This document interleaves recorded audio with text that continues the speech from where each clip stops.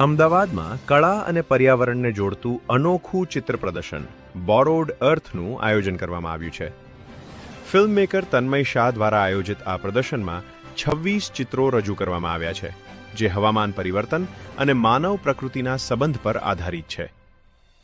અમદાવાદની ગુફા ખાતે યોજાયેલ આ પ્રદર્શનનું ઉદ્ઘાટન ડોક્ટર સુનિલ આર પારેખ દ્વારા કરવામાં આવ્યું. તેમણે કળાની અસરકારક શક્તિ વિશે વાત કરતા કહ્યું કે કલા માનવને વિચારવા અને સમજવા પ્રેરિત કરે છે. છેલ્લા 6 મહિનામાં તૈયાર કરાયેલા આ ચિત્રો એક્રેલિક રંગોથી બનાવવામાં આવ્યા છે અને પર્યાવરણ પ્રત્યે જવાબદારી અને સહ-અસ્તિત્વનો સંદેશ આપે છે. પ્રદર્શનમાં 26 ફોટોગ્રાફ્સ પર ફોટોગ્રાફ્સ પણ સામેલ છે, જેમાં અલાસ્કાના નોર્ધર્ન લાઇટ્સ અને આઈફિલ ટાવર જેવી અનોખી ઝલક જોવા મળે છે. આ પ્રદર્શન 5 એપ્રિલ સુધી દરરોજ સાંજે 4 થી 8 વાગ્યા સુધી જનતા માટે ખુલ્લું રહેશે. મારું નામ તન્મય છે. હું અમદાવાદ બેઝડ ફિલ્મ મેકર છું અને વિઝ્યુઅલ આર્ટિસ્ટ છું. 6 મહિના પહેલા વિચાર આવ્યો હતો કે આપણે કંઈક ક્લાઇમેટ ચેન્જ ઉપર એક આર્ટને એક્સટેન્ડ કરતું એક એક્ઝિબિશન કરીએ, જેનાથી ખાલી આર્ટને સેલ્ફ એક્સપ્રેશનની પણ એના બિયોન્ડ બી લઈ જઈ શકીએ.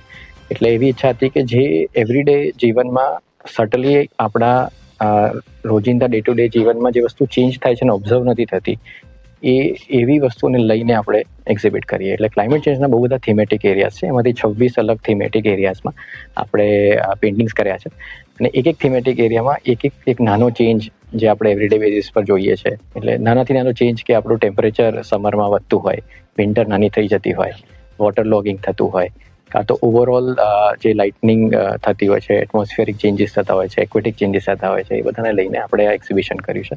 અને ઈચ્છા એ છે કે આપણે તો છે નેક્સ્ટ જનરેશનને બી ક્લાઇમેટ ચેન્જ વિશે અત્યારથી ખબર પડે અને more and more schools can come, કોલેજીસના બધા આવે અને એક કન્વર્ઝેશન ઘરે લઈ જાય કે ક્લાઇમેટ ચેન્જ ઉપર બી 5 વસ્તુ શીખે અને એને પછી આગળ વધારે. એ હેતુથી આ એક્ઝિબિશન આપણે કર્યું છે.